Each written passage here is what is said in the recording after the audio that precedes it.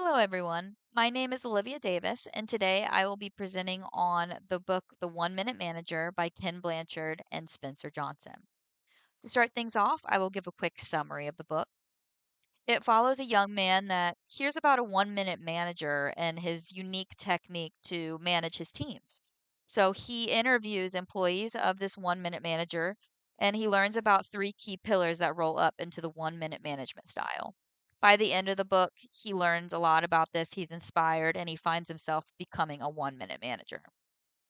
There were a lot of key takeaways I could highlight. For the sake of time, I will highlight three in particular. First key takeaway would be placing an emphasis between an employee and employer on expectations.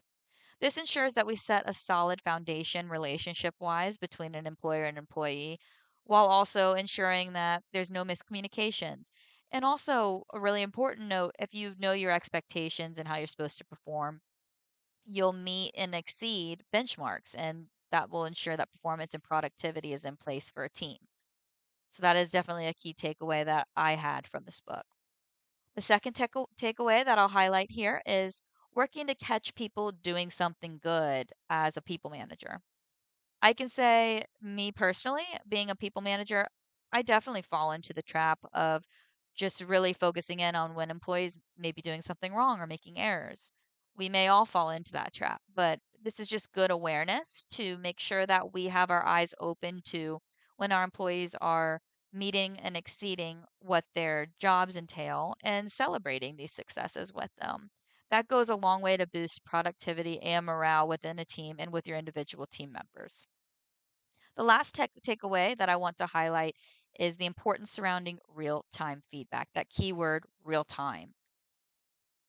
If one waits to really provide the necessary negative feedback, it can impact the relevance, the timing, and the actual impact of the feedback itself. It will not land probably as impactful as it would have originally if you gave it real time.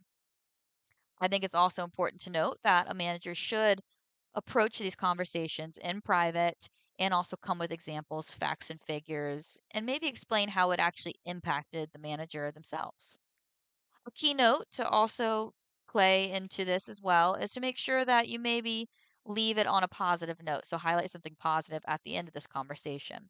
This can help soften the conversation and the abruptness and maybe the defensiveness that may arise as a result of the conversation, leading the employee to be able to digest this and apply the feedback a little more readily. And lastly, I will cover the quote that had the biggest impact on me as I read the book.